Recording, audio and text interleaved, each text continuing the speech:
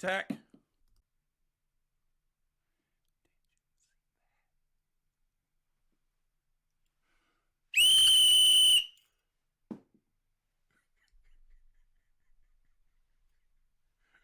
Tech, file, and everything else.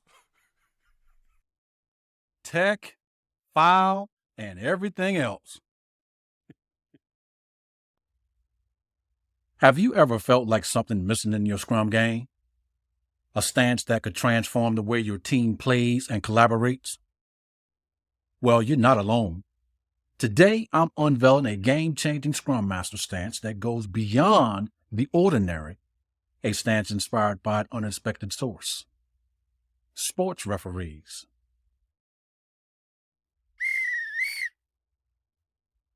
Are you intrigued? Stick around because what you're about to discover has the power to revolutionize your approach to Scrum and elevate your team's performance to new heights. So grab your referee gear, your whistle, your flags, and all. Because we're about to blow the whistle on outdated Scrum practices and unveil a stance that fosters collaboration, autonomy, and self-management. Whistle while you were. Whistle while you were. Woo!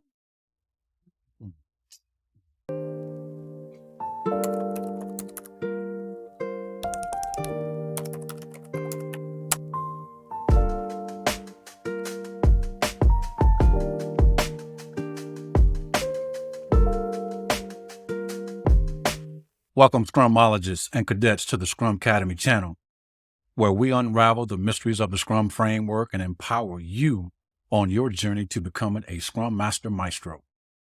If you're looking to add a touch of innovation to your Scrum playbook, well, you're definitely in the right place.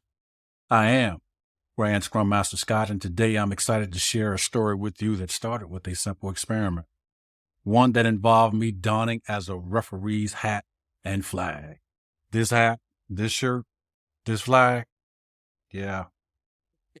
But little did I know this playful idea would lead to the creation of a unique Scrum Master stance that I've been using for years to foster self-management, collaboration, and team empowerment. In this video, I'll take you on a journey of discovery, sharing the origin of this stance, one that goes beyond teaching, facilitating, and coaching, a stance that I refer to as the referee, and its remarkable impact on teams that I've worked with. So buckle up. By the end of this, you will not only understand the secrets behind this missing Scrum Master stance, but you will also be equipped to bring about positive change in your own Scrum game. So let's dive right in.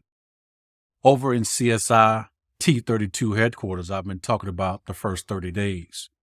During this time period of a Scrum Master's tenure, we wear the hats of a teacher and a facilitator, specifically, setting the stage for team success.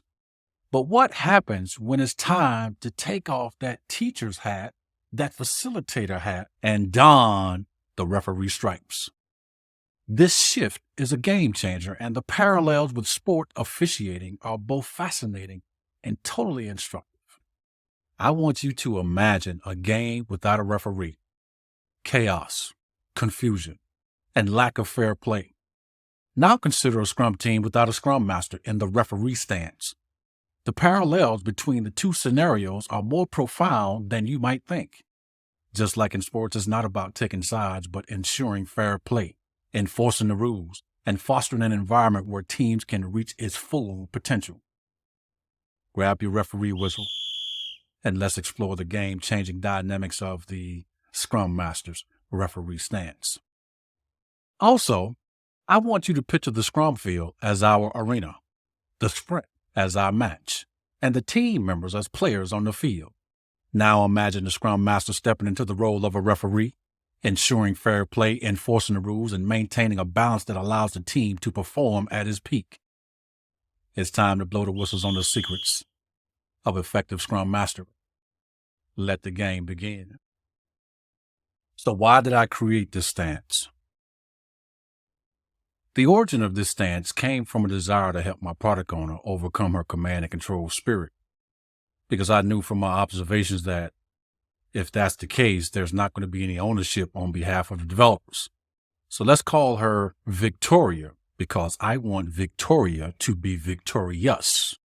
Within the first 30 days, as I identified in CSIT 32, the requirements Riddler, I'm going to sit down with the product owner the first week or two. We're going to have a discussion about some things in terms of how I can help him or her out. In this case, it's a her. As we go on through the different events, I'm actually observing her behavior and taking notes in terms of how can I help this person. Remember, we as Scrum Masters are servant leaders. People will grow as a result of our leadership. In this particular scenario, this was my first Scrum Master job. There was a Scrum Master already there, so I had the luxury to go through and observe all the Scrum events before I actually took over.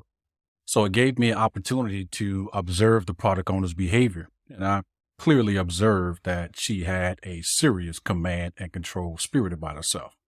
Now, with that spirit in Scrum, that's not a good spirit to have. That's not a good behavior to have because with that spirit, you're not going to have any ownership of the work. Now, I can see, for example, in sprint planning that she was telling the developers what they're going to do for the sprint. Now, think about that for a moment.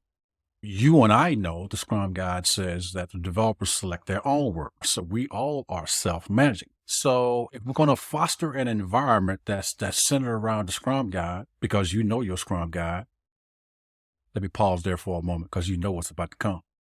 Did you read your Scrum Guide today? Or did you listen to it? Because if you did, you right there with me as I'm going through this. You hear the Scrum Guide coming out of this conversation. So back to where we at. So if we get sprint planning and the product owner is giving the developers what work they are going to do for the sprint, do you honestly think they are going to own it? The answer is absolutely not. They're not going to own it. That's why the Scrum Guide specifically says the developers are the ones to select their own work. By doing that, it's already built in ownership. You don't have to manage it. Okay. So I knew that. So I'm asking myself, how can I help Victoria be victorious? I did my one-on-one and in that interrogation and through my observations, I was able to ask those questions about, hey, do you think that's the best approach for the Scrum team? I mean, you seem to know the Scrum Guide pretty well. I'm here to teach you the game. And then after that, I'm going to enforce the game. But let me teach you first. So she was very thorough on the Scrum Guide. She knew the Scrum Guide pretty doggone good. But her behavior wasn't aligned with the Scrum Guide. That's okay. That's our job as Scrum Master. So we talked about that and say, look, what can I do to help you out? This is our one-on-one meeting. I say, because Victoria, if I see that behavior in any event, I'm going to call you out because I cannot disrespect. Respect is the value of the Scrum Guide. Indeed. I cannot disrespect the Scrum Guide because my job as a Scrum Master is to make sure Scrum is used and used well. Ha. Yes, it is. So she understood that. She respected that. And she was totally cool with that. I knew the behavior wasn't going to change after that conversation, but I was prepared to do my job. And at least I had forewarned her. And my first time using this stance wouldn't be in front of a whole bunch of other people, our peers. Exactly. So we got around to another sprint planning again after us having this conversation. And quite naturally, she was telling the developers what to do. I said, hold up, time out. We can't do that. We can't tell a developer what to do. You identify what it is we want the Scrum team to do, and it's left up to the developers to figure out how to get that done. They are the ones to select their own work. Okay. I just paused there in sprint planning to remind her the rules of the Scrum game, just like you should be doing as well. Now, when I called her out, she corrected immediately. For the rest of the event, she was fine. But I knew she was going to slip again because we have more time in command and control than we do in Scrum self-management empowerment environment. I'm really trying to figure out how can I help my product owner overcome that command and control spirit because I know that command and control spirit is what's holding our team back from getting to the next level. We have to kill that command and control spirit for all the reasons that I have identified thus far. So over the weekend, I happened to be watching some sports, in tune, thinking of a way of how can I help my product owner overcome that command and control spirit. So in that sports game, I don't remember what the game was, but I do remember the person that had on the black and white pinstripe shirt, had on the black hat, and I'm watching that person blow their whistle, I'm watching that person throw their flags. You know what? I wonder if I use that on my product owner. I wonder if that would help her, Victoria, get over her command and control spirit. Now watch this. This was over the weekend, and I'm thinking of this. So that Monday when I went to work, I had my black pants on. I had this shirt on. I had my black sports jacket on that you saw in the introduction. I had the little yellow handkerchief, my flag. I had that in my pocket. I had my hat on. And when my team saw me, they bust out laughing. But they didn't make the correlation that I was dressed up as a referee. So they just laughed at nice shirt, nice hat. They didn't make the correlation that I was dressed up like a referee. They didn't make the correlation I knew we was going to be having sprint planning at 10 o'clock, and this is 9 o'clock when I came in. They looking at me, smiling, laughing. We're having fun. Good. I'm ready. I'm ready for the day. So we get to sprint planning, and quite naturally, my product owner does not disappoint. At some point in time in sprint planning, she got to the point where Victoria was telling the developers, y'all going to do this. This time, instead of just calling her out, heck, you can't do that, product owner. And they bust out laughing. They say, boy, you are crazy. I said, well, you know what? I am willing to do whatever I need to do to make sure y'all get rid of those bad behaviors so we can get to our destination so that y'all can be legendary. And it's things like that as a Scrum Master, you got to be willing to step out of your comfort zone. We all have heard the saying that as a Scrum Master, you have to be comfortable being uncomfortable. But really, how far are you willing to take that? Like dressing up as a referee, like dressing up as a police officer, like whatever you need to do. How far are you willing to go to make that happen? That's the question. So that's the origin of that stance, really just me trying to figure out how can I help my product owner. That's where it started. But over the years, I'm like, oh, that's cool. That's cool. That's cool. It has evolved to what it is now. Did y'all see the different hats that I was wearing in that conversation? I was wearing my teacher hat. I was wearing my coaching hat, facilitating hat, and referee hat. Actually, I was using the referee hat before I knew I was actually doing that. Well, Scott, did she do it again? How did that work out for you? Well, yeah, she did it again. I told her the referee stance has evolved. Do you know anything about referee? Red flag is serious.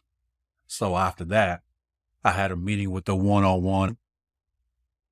I said, Victoria, now if I throw this red flag, this is going to be a tech and I'm going to eject you from the game. Did I have to eject her from sprint planning? Yes, I did. Not literally, but that was the last time she used that command and control spirit. I didn't have anything else in my arsenal at that particular point in time. I'm glad I didn't have to think of anything else, but when I threw that red flag and I dramatized that tech, I'd really dramatize. Tech, you do that again, I'm going to kick you out of this sprint planning. And they all bust out laughing. They was in tears that day. Ladies and gentlemen, I have fun with this stuff. If y'all not having fun, I don't know what the heck y'all doing. I mean, isn't courage a value in Scrum? I haven't talked about the values yet, but I'm sure you see the paraphernalia in the background. You know it's coming. The values are the most important things about Scrum. But on that particular value, what am I doing? I'm embodying the value of respect. And I'm also embodying the value of courage. I'm respecting the Scrum Guide. I'm respecting what I stand for. My values and principles is aligned with what I do. Why? Because your values and your principles is what dictate your behavior. You know that we are in a behavior game. What, page 1 or page 2 tells you that in the Scrum Guide. Principle number 12 in the Agile Manifesto tells you that in the manifesto. Did you read the manifesto today? Have you listened to it? You see, you got to have all three pieces of the equation. You got to have the Scrum Guide, the framework, and the Agile Manifesto to actually execute T32, the transformational 32. Like I said, if you do all 16 pieces of the Scrum Guide, you will be extraordinary.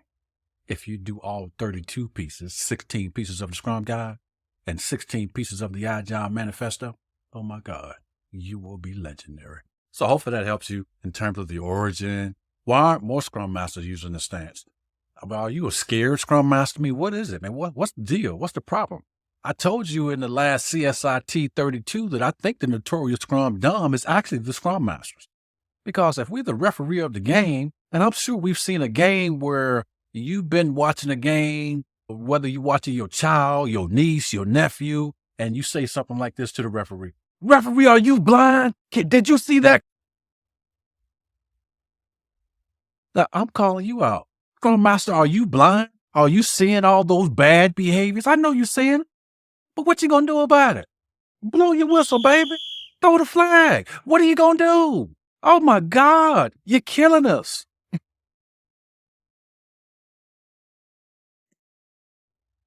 I don't get it. What, you scared to blow the whistle? You scared to throw that yellow flag? You scared to throw that red flag? Why are you scared?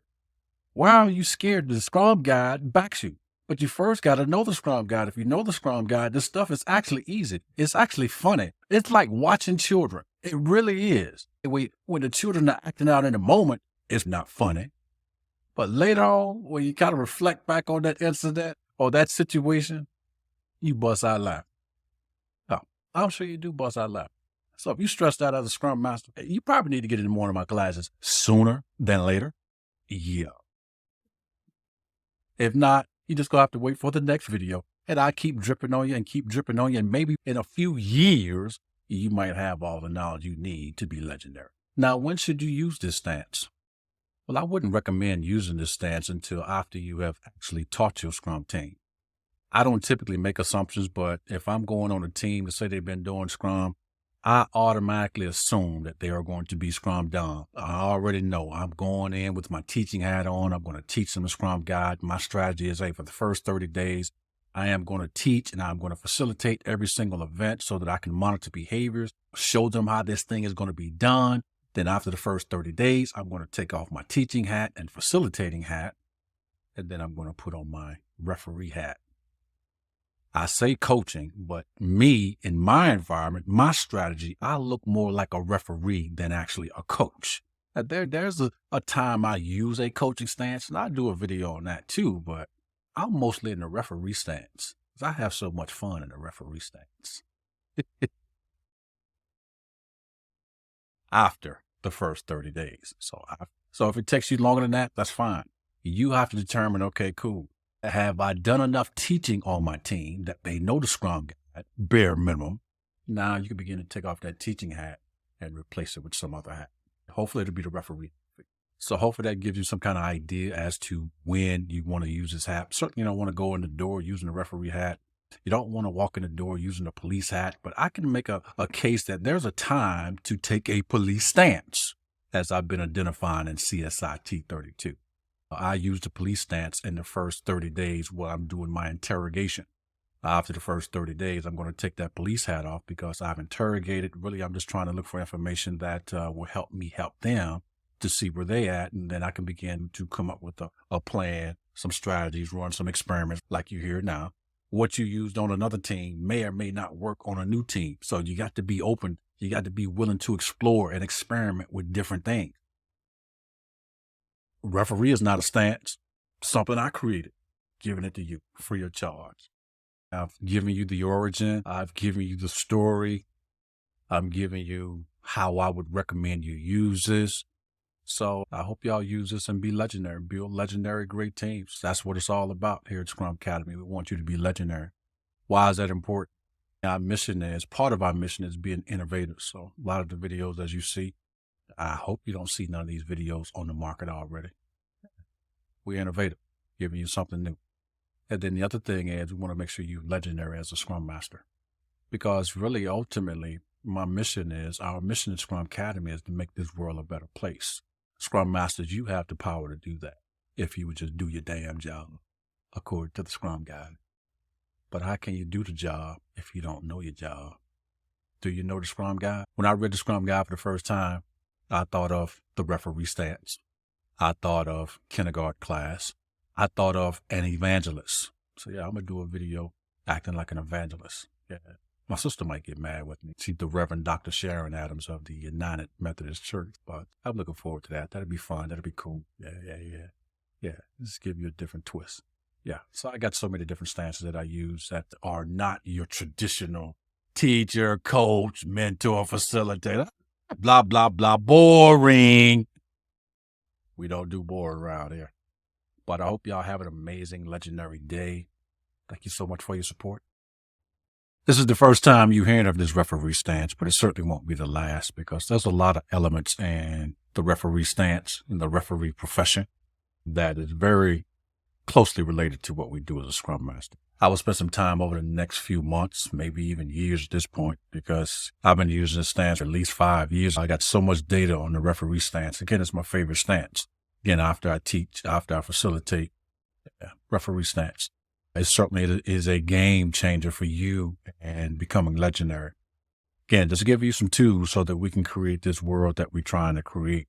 I mentioned earlier that when I read the Scrum Guide, it reminded me of kindergarten class. To me, this is the blueprint for how we recreate the kindergarten class magic that we all witness for the workplace. It is the blueprint. If you follow the blueprint, you will have legendary results. But if you use it as a la carte, if you use it to pick and choose, if you don't do it according to the guide, then you're going to have subpar results. Again, I'm not doing anything different than anybody else could do. I'm just very disciplined. Haven't talked about Nanny McPhee in a while. Some of those videos should be coming out soon. Remember, Nanny McPhee is the greatest Scrum Master of all time. Yeah, so we got plenty more stuff coming out for you, so stay tuned. And this referee thing, this won't be the last time you see this. Oh, this is going to be like a super long series. I'm going to drip on you on a regular basis. I'm going to drip. Yeah. All right, Scrumologists. That concludes our exploration of the missing Scrum Master stance that truly changes the game for you. I hope you found value in this unique perspective inspired by the world of referees. But before we blow the final whistle on today's video, I have something very, very exciting for you. Introducing the Scrumcademy Quick Tips. At Scrumcademy, we've curated a series of quick tips that draws fascinating parallels between the strategies of referees and the stances of Scrum Masters. These bite-sized insights will elevate your Scrum game to all new heights. Whether it's maintaining order like a referee or orchestrating collaboration between teams, the quick tips will have you covered. Curious to discover more? Just stay tuned. We're going to be releasing them very soon in the form of short-form videos. Another strategy that we're going to be launching here at Scrumcademy, these will unlock a wealth of knowledge that will transform your Scrum journey. And of course, if you enjoyed today's video, don't forget to blow that whistle on the like button. Subscribe for more insights and share your thoughts in the comments below. Together, let's champion the spirit of effective Scrum practices. This is Grand Scrum Master Scott in the referee's hat. Signing off. Until next time, keep scoring those Scrum victories and let's go do some serious officiating. In the meantime, be agile, do Scrum, and be legendary.